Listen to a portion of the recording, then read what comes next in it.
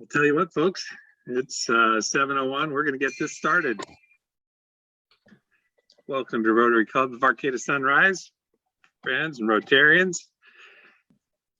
Have we any visiting Rotarians this morning? Haven't seen any come on the call. How about Rotaract members or Interact members? I know we have some here. I'm gonna have you. Sari, and any friends would like to introduce yourself for Interact? Hi, I'm Sari. I'm president of Interact. I'm not sure if anyone else is here today. Thanks for being here. And guests of Rotarians. I have, oh, go ahead. So sorry, I'm Ben McLaughlin. I'm a guest of Ilan Furpo. Hi, And Ben. Elon is hopping on right now. Sorry. Here she comes. There you go. So Alon is from the Southwest Rotary group. So I'm going to mute because we're both in the same room so we don't get a big echo for you guys. Thank you very much. Greg, I see you had an introduction there. I do. And I'll do a longer one later when she's our today's program, but I have Leslie Castellano. Thanks for being here, Leslie. And I did see Dustin just hop on the call. Hopping back to the beginning of this whole thing, our District Governor Extraordinaire, Dustin Littlefield for District 5130. Morning all. Good to see y'all.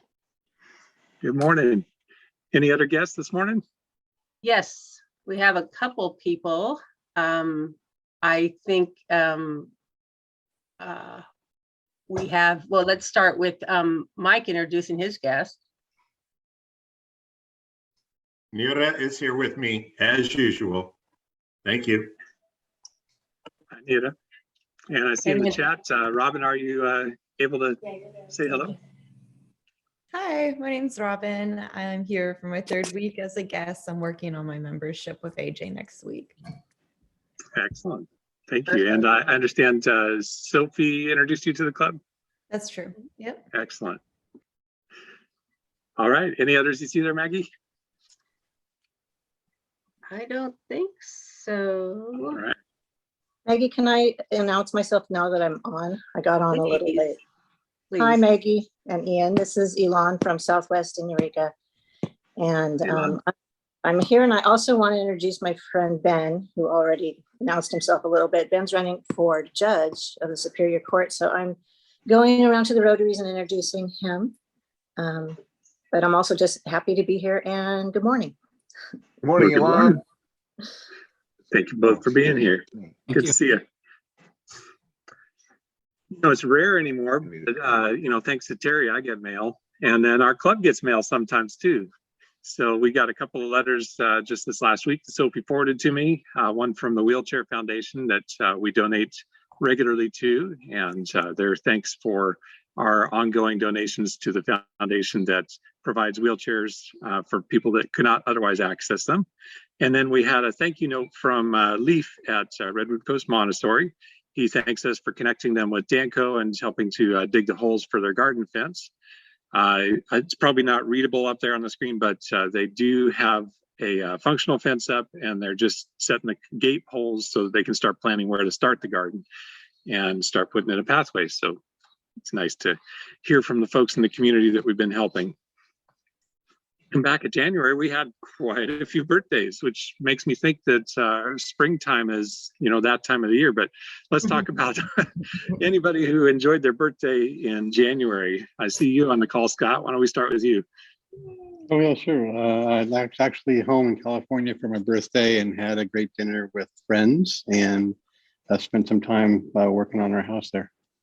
So it was a good all-around day and week and month of my birthday. So it was all good. Thank you. Great. Glad you got to hop back to the States here. Randy, I saw you on the call. Good morning. I think we probably went to Larapin, but it's been a while. I think we probably went to Larapin. I'm not sure. It happens, Randy. It's the first thing to go, you know. It really is. You know, yeah. You're a Rotary, by the way. And Linda does always have internet connection troubles, but she is, I'm sure, hopefully enjoyed her birthday. Brian, I didn't know if I saw Brian on the call. Are you there? That's okay. Rachel, didn't see Rachel. Yeah. Oh, you are here. Oh, I'm Yay. here. Sorry. Running around getting Isaac ready. Full chase mode, right? Yeah. What is he? yeah. Is Isaac already ready going to school or what? What's No, he he getting ready goes for? he goes to grandma's today. So she meets me at my office and then she takes him all day and then drops him back off. So I'm very lucky. Lucky. Yeah. Well, how But did he help you celebrate your birthday? it was also his birthday in January. It was also Casey's. So it was a wild month. Oh my goodness. But we went to Angelina, which I hadn't done in a really long time, and it was tasty. And then over the weekend, I did some tie-dye with some like a small group of friends. So I hadn't done tie-dye since middle school, and that was really fun. Excellent. A humble tradition, so to speak. Yeah. Yeah. Well, thank you. Sophie, are you on the call? Yeah, I am. Here you are. Let's see. We had a little staycation. We got an Airbnb with outdoor soaking tubs, and then Augustine made me a really fancy steak. So it was a good night.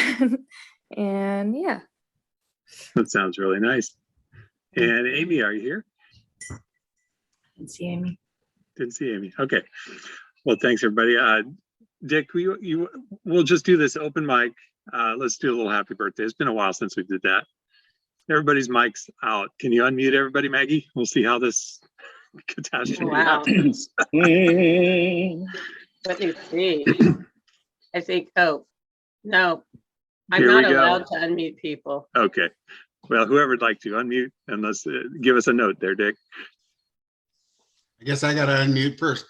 Hey, wait a second. Wait a second. Birthday to you. We're not Happy unmuted. birthday to you. Happy birthday, all you Rotarians. Happy birthday to you. I just was going to say, a lot of people didn't unmute, they just lip synced. Or they And muted. so I apologize that you could hear me because usually I can be drowned out. But It's time not okay. to That was the finest mashup ever, and I'm sure we've now destroyed their birthdays. But we had a couple of anniversaries in January. Is Melinda here today? If not, that's okay. I see Howard on the call though. How was your anniversary, Howard?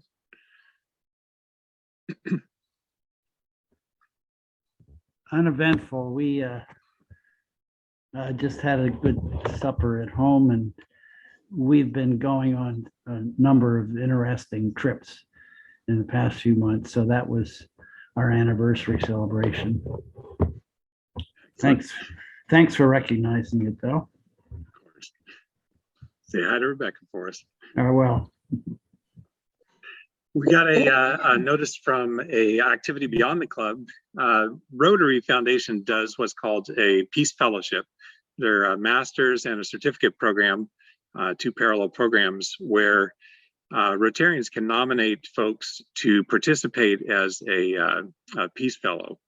And it is a academic setting, and I will send out to the club the the information and the forms in case you happen to know anybody. Unfortunately, it just came out and the applications had to be submitted by May 2022, and there's a bit of a process, but I'll get that out to everybody later today so that you can take a look at it and see if there's somebody you know who you think would make a great Rotary Peace Fellow. We do have the bylaws update circulating now. We've received some comments. Thank you for those that have submitted their interest or information or questions or concerns. Please let us know. Yesterday, we sent out the full club roster and committee and executive and board chart, so you know who to contact if you've got any input on that. That'll be circulating for another few weeks here. Looking ahead, opportunities for service above self. We are still and now seeking 2 Rotary Youth Exchange host families for the 2022-2023 year. Sophie would like to mentor somebody starting very soon to become treasurer in 2023. future Sergeant at Arms. Nick is looking for somebody to mentor. And then just last night, I got word from our World Community Service, one of the co-chairs, that we'll be seeking another co-chair. So there's great opportunity for service there at that capacity. And then, of course, chairs or co-chairs for membership as Brandy passes that torch. And youth activities has still been mentorship. I'm sorry. That's my typo. Thank you. And then youth activities is still seeking a chair. And I assume that Vanessa probably plans to fully fund that committee in the next year. So it'd be great if we have a chair to carry that forward. Also under Service Above Self, this is a beautiful shot of beautiful people in the morning. Maggie and Romy and Vanessa and Amanda, would you like to say something about what you're up to here? Well, we were doing the point in time count where one day nationally, every 2 years, we all go out early in the morning across the country and we try to ascertain how many people are living unsheltered or in vehicles. And so we, 4 of us helped with this in Arcata, and a special shout out to Vanessa and Amanda, who I think did a cross country they traipsed through the woods quite a bit. So, but it was good for us to do it. And I don't know if any of them want to just say what they felt about it, but that's what we were doing. This is a before picture. I can't speak for Vanessa, but I think we had a really rewarding experience. We had Redwood Park, so at least a big chunk of our time was spent hiking through the forest. We were unsuccessful finding people in the forest, which I guess is a good thing and a bad, But we had a great walk in the forest after we hit campus and kind of all that area. Yeah, it was a beautiful morning, and Well, thank you for being out there. Romy, did you have anything to add to that? Well, I think the really important thing is that these are members of our community, and being counted brings in resources. Being documented helps bring in resources for homelessness services and housing services and all kinds of other services. So if you ever hear about that point in time count thing happening again, just raise your hand. And, and we really need to help some of these people. I mean, all of these people get off the streets and get resources, because we just had a fellow murdered, a homeless fellow murdered here in Arcata. And this isn't okay. It is just not okay. So please, reach out your hearts and your wallets if you can to support the work that people are doing to help these folks. It could be any of us. So true. Thank you all 4 of you for getting up. I know that it looks like daylight in that picture. However, those are those super bright arc lamps behind you. I know it's just at the crack of dawn there. So thanks for getting out there and helping assure that these people have a voice by understanding that they're there and they need the help. So thank you. Also, we have a note on Service Above Self from Lisa regarding backpacks for kids. She had some things she wanted to say here. So first I wanted to give a shout out to those that have signed up this winter season. Romy has signed up for a couple of times already, and Sarah Heller, she did 2 weeks in a row. Marty signed up for next week. Stephanie Lane has stepped forward, and it's just great to have everybody participate, and we appreciate it so much. John sends out the Sign Up Genius every week, and there's still about 6 weeks left until the end of March for the winter season to sign up. And it's just a great way to give back to your community. And I really, I'd like to just thank everybody that's been out there and just pushing to keep this backpack for kids all together. Because I know it's difficult because we're not meeting, but we're still keeping it going. And I just really want to just thank everyone for all of it. And Mike Pazian also, he's just been amazing, and his family, they're there all the time, to help pack if you ever need them, and it's just keeping it going. So I'm going to send out another sign up, and those of you that can step up, that would be great. Thank you. Thank you. And John, did she say you're sending out the signups every week? I'm just curious if anybody's seeing those. I haven't, and maybe that's my fault in my junk bin, but Nope, I just hit send. And I did just send it to the folks on the winter list. But actually, I'll go ahead and send it to everybody in case anybody wants to pick up dates that they're not on the list for. I forgot it was split into seasons, so to speak. So, and that's another thing is just because you're part of a certain, I just divided into 3 different groups, but it'll go out to everyone and anybody can sign up. You don't have to be in that group. You might not be able to do it in the springtime so that you can participate in the winter group. Just whoever we can get to volunteer, it just really helps keep the program going. Thank you. Thank you, everybody. Those that have been picking up, just so others understand, or dropping off, what's the time commitment there to go pick up from Food for People or to drop off once packed from the schools?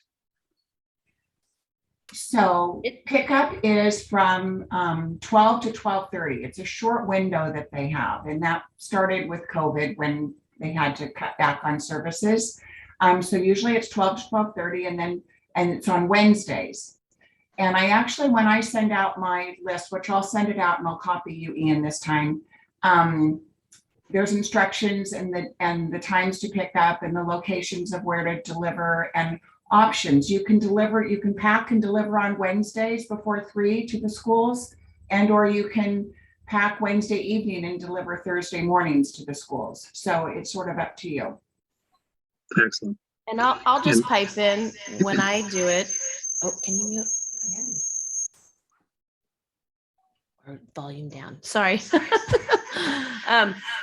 It's about 10 minutes. If you bring the volume all the way down, 10 minutes to pick up the food.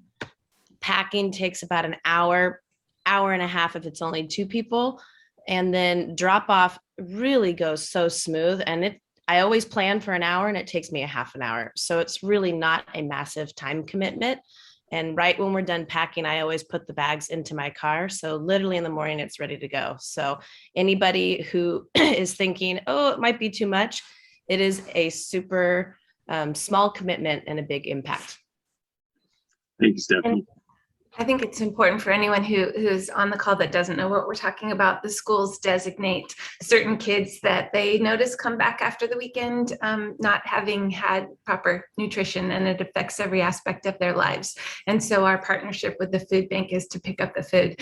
We individually put it into bags so that those kids just quietly on Friday or Thursday get to grab that bag on the way out the door, no big notice, and then have good food over the weekend. So it's an incredibly needed service that is relatively easy for us to fulfill. It is. Well, thank you so much for everybody who gets behind it. Our club does put a considerable amount of funding into it, and it's worthy of doing so. Thanks for everybody who participates. The fellowship, I'm sure that Chris and Tammy may have some updates here on what's happening. Well, we do. Now that we know who's in it. Well, I was hoping Tammy was on the call. We were going to go back and forth a little bit and talk about it. Yeah, I'm here. Oh, good. Yeah. I got to. All right, excellent. So, Tammy, why don't you go ahead and make the announcement? I'll just shut up and be quiet. Yeah, so we usually kind of try to avoid the Super Bowl, but this year we decided to go ahead and just have a fellowship, and it will count for attendance if you come. We're gonna have somebody host each quarter, so you can just kind of come in as you can. Sorry, I'm right next to a fan. I'm trying to get away from it. And yeah, so we're gonna have squares. If any of you have played that game before, and you can buy them through Nick. And I'm gonna have Ian send out an email with logistics, but we are still looking for anybody interested in hosting. And go ahead, Chris. Oh, Tamara, Brandon's piped in, and he's going to host, I think, the second quarter. So I was looking around the room. Is there anybody here who wants to raise their hand who wouldn't mind a couple of people zooming in for one quarter into their living room and see what's happening? and watch that game for a while, then pass it off to Brandon in the second quarter, or maybe somebody wants to take it in the third quarter or halftime. I'm not seeing a lot of hands go up. Come on. Is it true that as a host, you get to provide the commentary of choice? Oh yeah, you get to show everybody what you're drinking and what they're not, and have fun Definitely. with that, and chips Definitely. and all sorts of things. I mean, it's just going to be a good time to hang out socially. Now, you know, unfortunately, 49ers are not there, but it's really a great time. Most of the time, you don't really, the Super Bowl is not as exciting as it once was, but it's still sometimes, especially if it's going to be raining or something like that, you end up sitting around maybe. What a great time to join in your friends. So who's going to raise their hand in that group? I'm looking on this screen, a bunch of little squares.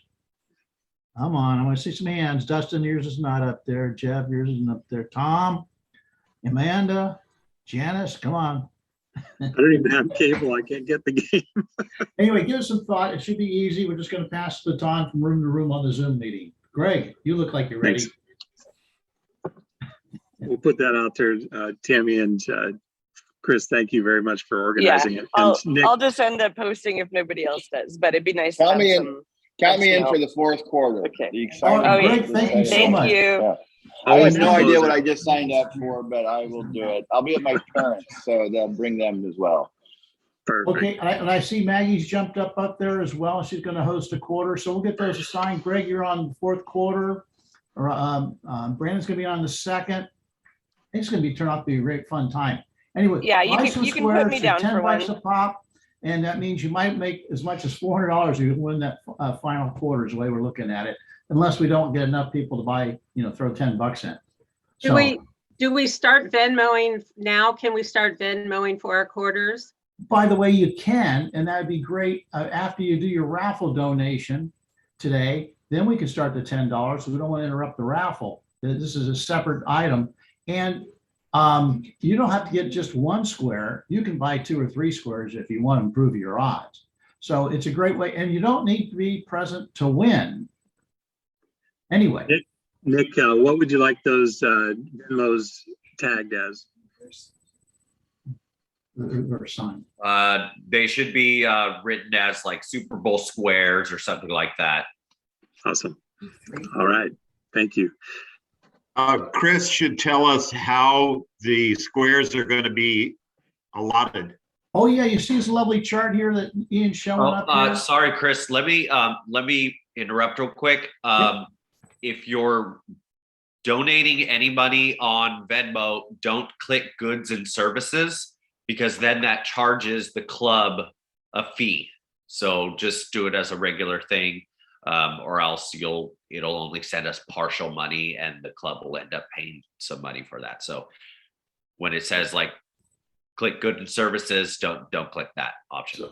So this is really a random deal when it comes to these squares. Nick's going to get some names. We're going to just put names in each one of those little squares. And before the game, what happens is we just assign numbers, random 0 through 9, right across the top and right across the side of the chart. And those are the 2 different teams. And whatever those 2 numbers equal, as each quarter gets done, we'll have a different winner. So it's all random. It's all just fun. It's easy to do. And again, there's $200 per quarter and $400 at the final quarter. I understand Lisa says I'm good for 3 squares right now. So get your squares together, join the fun, or just get some money later. Appreciate it. Thank you. Thanks again for organizing it. We appreciate it. Read the date and impress your date.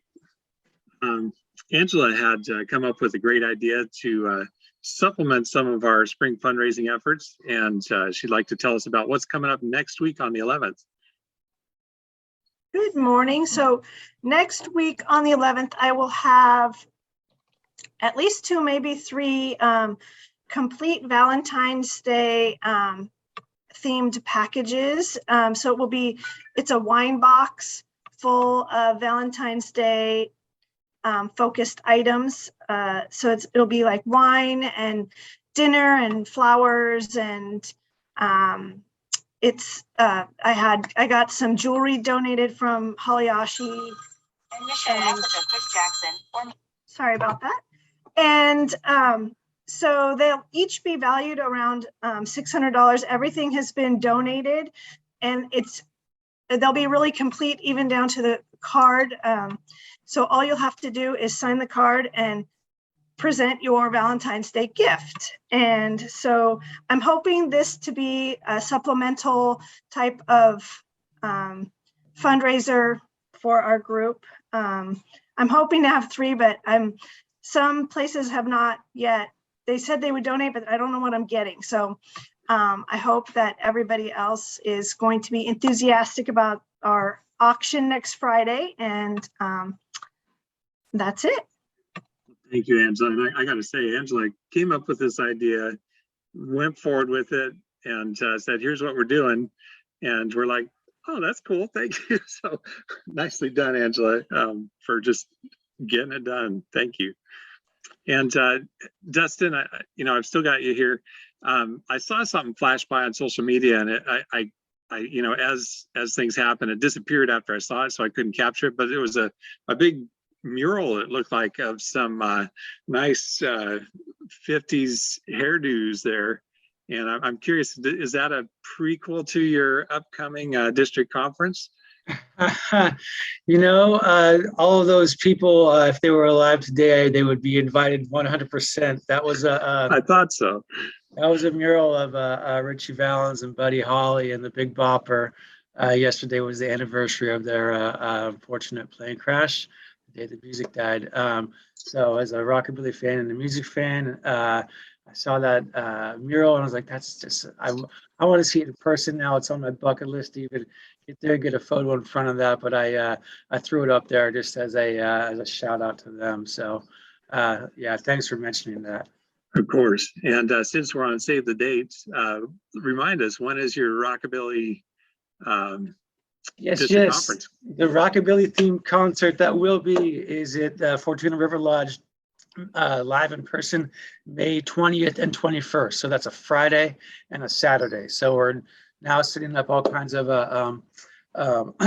project opportunities and speakers and social opportunities. And the River Lodge is a wonderful, beautiful place, and it's a local event this year. So it gives us all a chance to go and show up and have fun. And I think this may be the first time we get together as a district and mingle and see each other and shake hands. So this it's going to be a great opportunity for those who are new to Rotary. This could be your first experience of a district conference. If you don't know what it is, it's at the end of each year, kind of like at the near end of each year in May.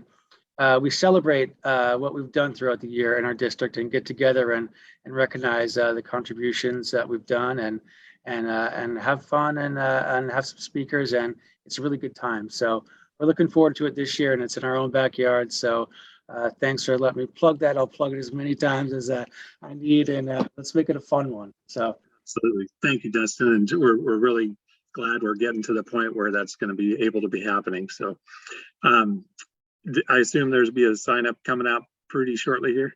Yeah, registration and hotel blocks will be coming out soon. So great. All right. Thanks, Dustin. Next, we're going to take a quick moment and vote on our spring fundraiser. As a reminder, the winning idea, whoever brought it or whoever's brought it, get to decide how to spend $500 toward our community foundation funds. And whoever then latches onto that idea and chairs or co-chairs gets to decide another $1,000 worth of club funds toward club-related activities. So without further ado, here's a sample of what the ballot's going to look like in a moment when it pops up on screen.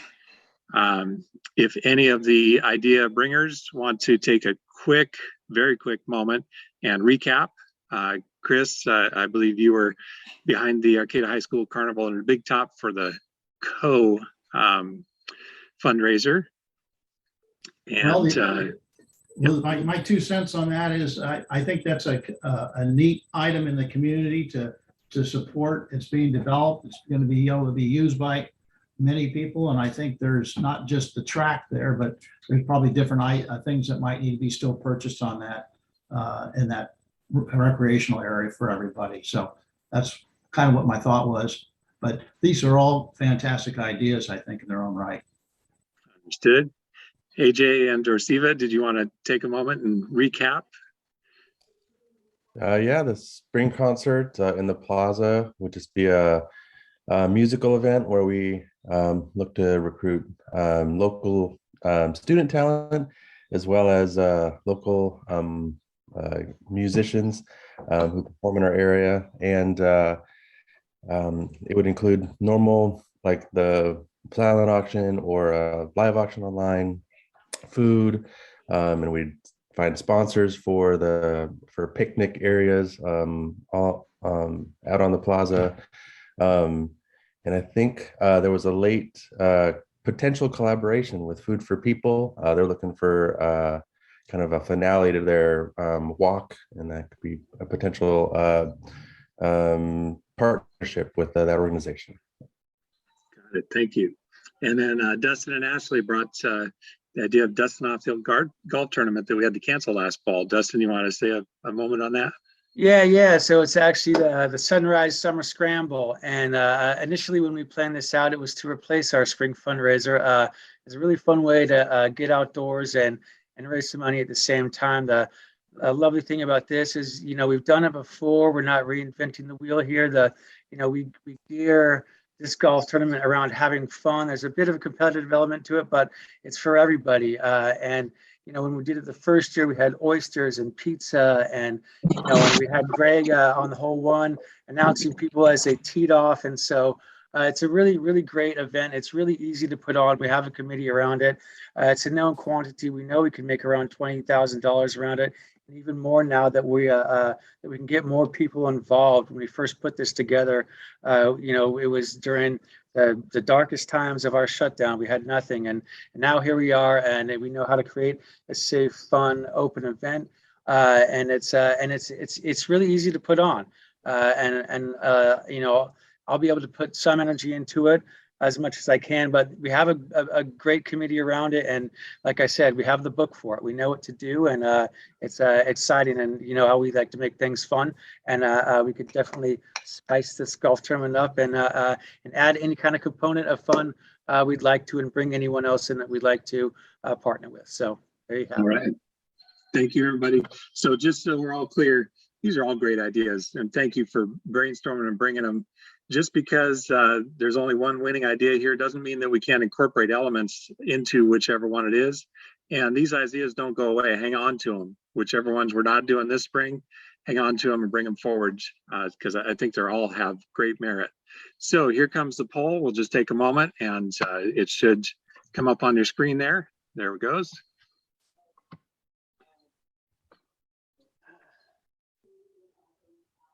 I'm not seeing where I get to vote. I'm only seeing. I think you and I as a host, unfortunately, don't get to, but if you want to put your vote in the chat there, that would be okay. Probably.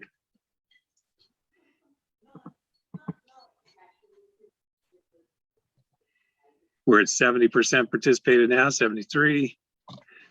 Almost done. Thanks everybody for getting in there. Do we have a second ballot for Lisa? Well, no. Or for me? You can put it in the chat. We'll put mine in the chat. No, There we you go. won't. I'll put. Yeah, Just Chris. All right, 85. Anybody else? We're going to make this quick, but want everybody who has the ability to please submit your vote there. Oh, 35 out of 35, 100% answered.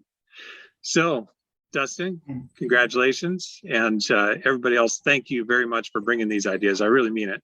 They're great ideas, and I think the golf tournament committee would love it if you bring some of that into the golf tournament. There may be components, maybe under spring concerts. Well, what if there's musicians at some of the tees or at the check-in? Under the big top, Chris, I do think there's potential there for co-opting a fundraiser with Arcata High and to help with that sports complex. So let's find ways to participate in all ways. We're going to end that poll, and the golf tournament has it. Thank you, everybody. So we'll put that out to the whole club, and we will obviously be looking for chair or co-chair for that fundraiser committee. We'll get this going because spring is coming. Ian, can I make a quick comment? Yes, sir. Just quick tally, we're at least about 15 or 16 or so of these squares already sold that I know of. So they're going to keep going. Again, you can buy more than one. Think about it. Should be fun. Make it interesting at least. Thank you, Chris. I bought two. Thanks, Dustin. All right, raffle time, Nick.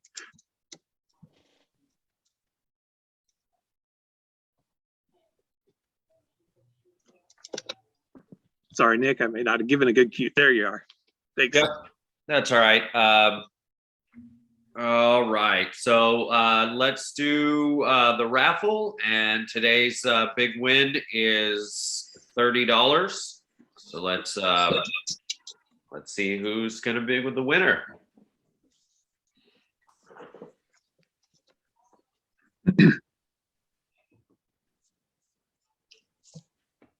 Awesome, and it's Tom. See, $5, Tom. So I will send you $5 through Venmo, and let's see the next one.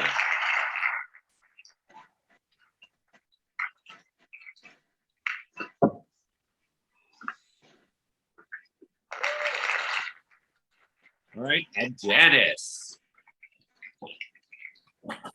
Let's go. $5. So I will put you both through Venmo. Thank you for playing, everybody, and good luck with those squares. Okay. Next, we have our featured presenter, and I'd like Greg to do the introduction here. I don't know who it is. Just joking. So I'm pleased and honored to have Leslie Castellano as our program today. And Leslie is a business owner, artist, teacher through Synapsis, and of course is a member of the City Council in Eureka. Is also a member of the executive committee of my board, and so therefore always gets a great positive introduction. For me, if for no other reason than she's very much involved in my annual evaluation. But one of the things she's doing now, because she's not busy enough doing all of the work that she already does, is she is now the executive director of the Ink People, a great program. And some of you know Libby Maynard, who was a founding member of the Ink People and recently retired after 42 years as executive director. So Leslie has taken that over. I'm not exactly sure how she fits that in with everything else, but she'll probably let us know. So I'm going to turn it over to Leslie, and let's give her a warm welcome. Good morning, everyone. It's a real just honor and privilege to be here. I deeply appreciate the Rotarians' sense of community and just your sense of doing good work throughout our region. So thank you, and thanks for having me. Let's see, and thanks for the introduction, Greg, and an invitation. So I imagine some folks are familiar with the Ink People, but some people may not be familiar with the Ink People because it's kind of I would say, a humble organization. It's one of those humble organizations that does a lot without, and sometimes you don't even know what the Ink People are doing. So we are an arts and culture organization. And as Greg said, with 42 years of supporting arts and culture throughout the region. We have a youth program, which is the Media Arts Resource Zone, a gallery, the Brenda Tuxford Gallery at our location on 627 3rd Street in Eureka. We're involved with state advocacy efforts for the arts. Just yesterday, I was in a meeting with a bunch of leaders throughout the state advocating for more funding for the arts in rural areas. We help sponsor the cultural district in Eureka. We just have a number of programs, including our DreamMaker program, which means that we fiscally sponsor over 100 different grassroots arts initiatives throughout the community.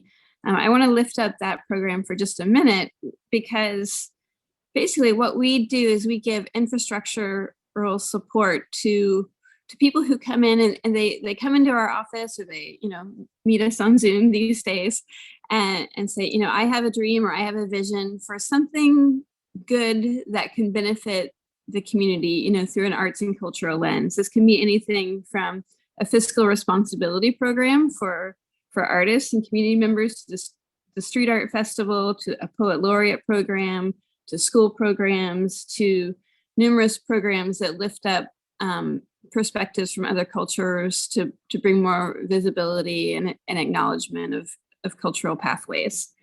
And through that, we really support those organizations by, again, teaching them, accounting, grant writing. Just today, I'm launching a grant writing training program for those programs. And we build interconnectedness amongst them, because we know, as you know, that our community is better when people work together to lift one another up and to celebrate one another's dreams. So that's the DreamMaker program. We've been actually surprisingly busy during COVID, which I just want to let you all know that, COVID has been, but like for everyone, a rough time for artists as well. Many performers, many artists had their gigs canceled or had to put, parts of their careers on hold. So through that, we worked with Humboldt Area Foundation, the Wild Rivers Foundation, to launch the Funds for Artist Resilience, which supported artist initiatives specifically designed to build community throughout the North Coast region. So there were projects happening in Delmark County, Trinity County, and Humboldt County. We had about 15 projects going on within Humboldt County. We also, just do a lot of, I do a lot of work around the relationships between economic sustainability and economic well-being throughout the region and the arts. A lot of people, they kind of, I think, well, I don't know, how you see the arts, but, I think there tends to have the sense of like the arts are an afterthought, or the arts are what we do, after everything else is done. And really, I think if most people here think about their lives, and they think about what would happen without arts and culture, life wouldn't be nearly as rewarding. I really believe that arts help us understand one another and help us, build value across difference. And I think, perhaps now more than ever, we need to understand how to communicate and how to see one another, even when we think or feel different things or come from different places. The arts, of course, also help support tourism, help support community health, and help attract new industries. For instance, within the tech industry, most people who work in that industry choose where they live based on, unfortunately, not based on, like the maybe like what housing is like, but what the cafes are like, what the arts and culture community is doing. So if we want to attract new industries, to our community, it really makes sense to support the arts and culture. And for me, so as Greg mentioned, I come from an arts and culture background. I create performances. I've practiced and taught aerial dance for a number of years. I also have a venue and space called Synapsis in Eureka, where we just renovated almost 120-year-old building to create a new kind of community center and arts and culture space. And one of the reasons I deeply appreciate the Ink People is because 15 years ago, I came before the Ink People board and said, I have this vision to create a performing arts space, and that often people, I think, don't take artists seriously, because we tend to be the visionaries, or we tend to, maybe think outside the box. And the Ink People really said, oh, wow, they saw me, they listened to my idea, and they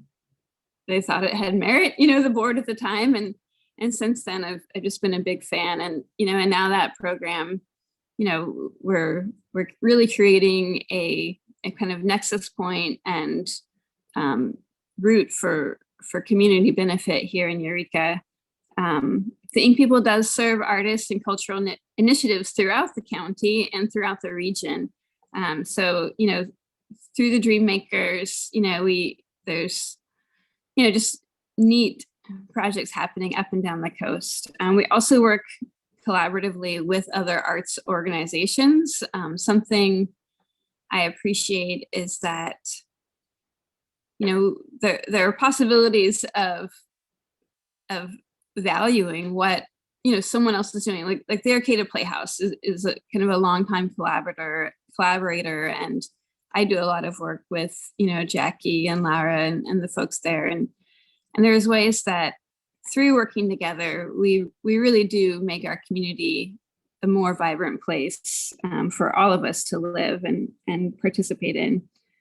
So that's my kind of spiel about the Ink People. I could definitely talk more, but I also want to say just a nod to our outgoing executive director, Libby Maynard, who is a real visionary for the arts and is a real visionary for the arts for 42 years. And on March 12th, we'll be having a celebration of her career, actually here at Synapsis in Eureka, which is on Union, just off of Union and Wabash.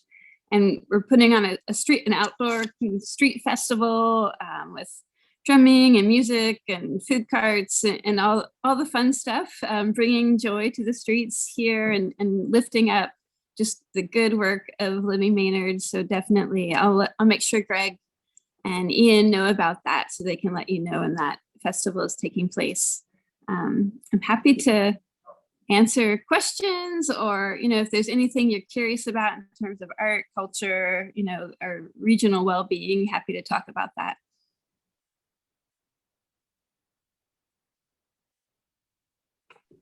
Yes, Maggie. Leslie. Amazing. Thank you very much, Leslie. Do we have any hands up? Great. I'll ask you a question. So you talk about the DreamMaker project, which is amazing. And I sort of first crossed paths on it when they were working with someone to buy the Annie B. Ryan house and create the little mini park and restore the house there. And that actually was a project that the DreamMakers project supported. So it's pretty diverse what you do there at DreamMakers. I guess a simple question is then, is there how does one access that? Do you just wander in and tap on the window, or? That does happen. We do have an office down at 627 3rd Street, but it often begins with an email or a phone call. And sometimes, people in other organizations point artists in our direction. I was just talking with someone from Humboldt Area Foundation a couple of days ago who were saying, we send so many programs to you, people who come to Humboldt Area Foundation and say, I have a big idea. And, and some of that, right, is really that efficiency. And, rather than having to have 100 different bookkeepers supporting all of these, kind of grassroots initiatives, we can do that all together. And that, and we can network those those initiatives together with one another so they can support one another. So feel free to reach out to me, call the office. Randy, I see you have a hand up. Yeah, thank you. I'm just wondering what's going on with the National Endowment of the Arts, and does Ink People benefit from the NEA? I just haven't heard anything about the NEA in recent years. Sure, great question. And the NEA round of grants is currently open, and we're currently working on an application to one. So it's a timely question. We do receive, it's going, the NEA is going, and this year there's hopefully more funding being awarded to the NEA, kind of depending on the swings of, national politics goes one way or another. But we received funding last year in their last round of grants that specifically helped fund staffing for the DreamMaker program. And so through that funds some of the grant training it's a 5-week grant training I'm about to do for the DreamMakers that helps funds initiatives like that, and and just all of the infrastructural support. So I'm definitely grateful that that national funding is coming here locally to our community as well.